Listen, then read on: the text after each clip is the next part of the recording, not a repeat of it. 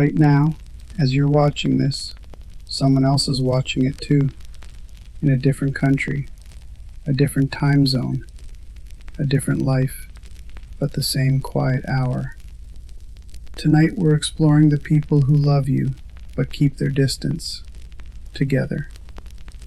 If this is your first video here, take a look around, subscribe if it feels like home, and leave a comment, your location, your time.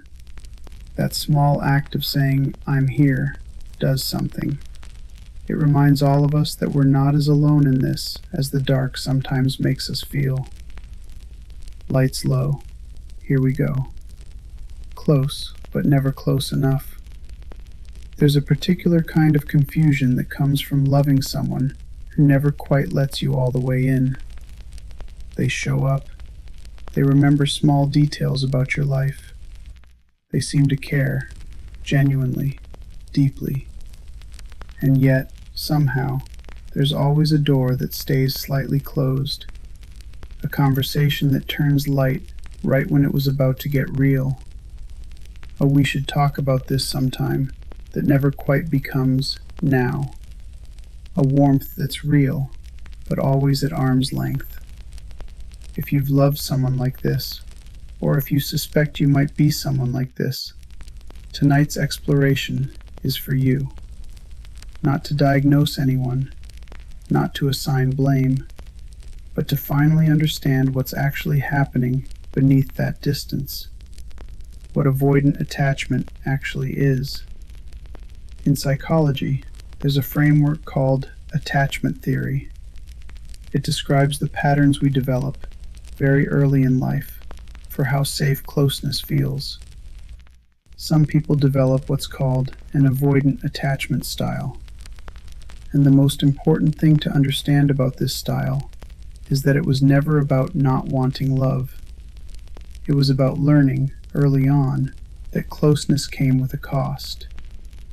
Maybe needs weren't reliably met as a child. Maybe emotional expression was met with discomfort, or distance, or silence. Maybe the safest way to get through childhood was to need less, to want less, to handle things alone.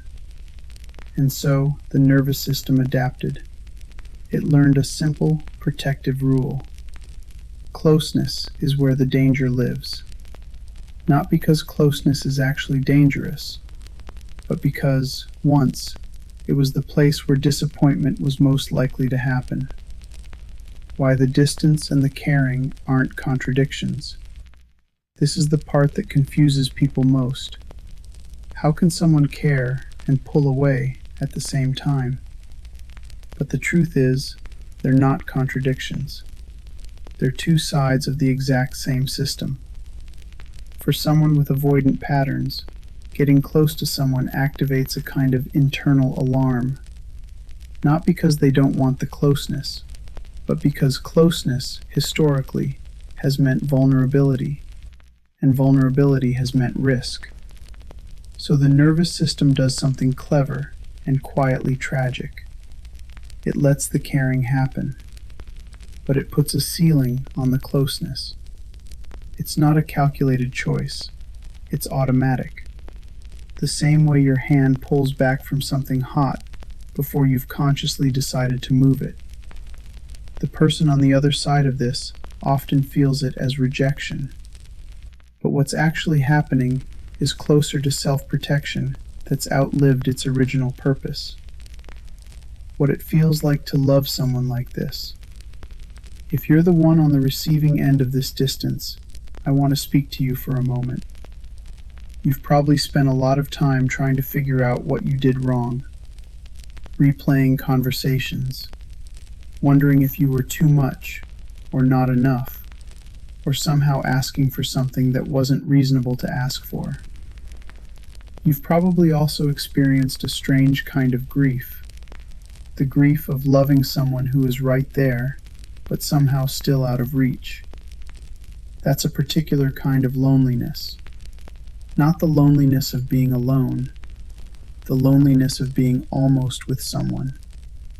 I want you to hear this clearly. The distance was very rarely about your worth. It's almost never a measurement of how lovable you are.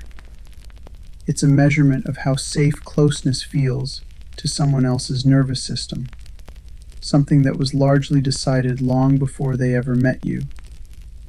Love that protects itself isn't failed love. There's an idea worth sitting with here, borrowed loosely from existential philosophy. The philosopher Erich Fromm wrote about love not as a feeling that happens to us, but as something closer to a skill, something we practice and sometimes fail to practice well, not because we don't care, but because we were never taught how. Distance, in this light, isn't always the absence of love. Sometimes it's love filtered through fear, love that wants to reach you, but doesn't yet know how to do that safely. This doesn't make the experience less painful for the person standing on the other side of that distance, but it might change the story you tell yourself about it. Not, I wasn't loved enough, but I was loved by someone still learning how to let love in. For the ones who built the distance. And if, listening to this, you recognized yourself as the one who pulls away, I want to speak gently to you too. You are not cold. You are not incapable of love. You learned, very early, that the safest way to survive was to need less than you actually needed. And that strategy worked. It got you through. It probably protected you from real harm at some point. But the people in front of you now are not the people who taught you that closeness was dangerous. They are simply standing where that old lesson still gets applied. You don't have to fix this overnight.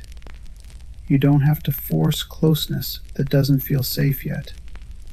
But maybe, just maybe, you can start noticing the moment the door begins to close. And in that moment, ask yourself a quiet question. Is this actually dangerous? Or does it just feel that way because it once was? What this costs on both sides. Over time, this dynamic takes a toll on everyone involved. The person who keeps distance often ends up lonelier than they ever intended to be, surrounded by people, but rarely truly known by any of them. The person who loves them often ends up quietly shrinking themselves, asking for less, expecting less, hoping that wanting less will finally feel safe enough for the other person to stay close. Neither of these is a sustainable way to love. But understanding why it's happening is often the first real step towards something different. Not a fix, not overnight, but a different relationship with the distance itself. One built on understanding rather than blame. Setting this down for tonight. Wherever you find yourself in tonight's story, the one who loves from a distance, or the one who loves someone who keeps their distance, I don't want to leave you with homework. Just this. You did not fail at love simply because it was complicated. Some of the deepest love moves slowly, carefully, through walls that took years to build. Tonight, you don't have to solve any of it. You only have to rest. You were loved, even quietly. I want to say something now, slowly, to whoever needs to hear it. If someone loved you quietly, carefully, from just slightly out of reach, it doesn't mean you were not worth reaching for. It means you crossed paths with someone, still learning how to hold love without flinching.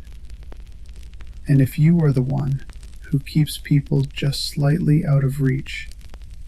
It doesn't mean you are incapable of closeness. It means a part of you is still, even now, protecting a much younger version of yourself that needed protecting once. Tonight, you don't have to be on either side of this story. You can just be a person, lying in the quiet, breathing. Let your shoulders soften. Let your jaw unclench. Let go of whoever you were trying to reach or trying to keep at a safe distance, just for tonight. You are allowed to simply be held by stillness. No performance, no protecting, no reaching. Just this room, just this breath, just you, exactly as close to yourself as you need to be tonight. If this reached you tonight, leave a comment. Just your city and the time. And if you want more nights like this one, subscribe.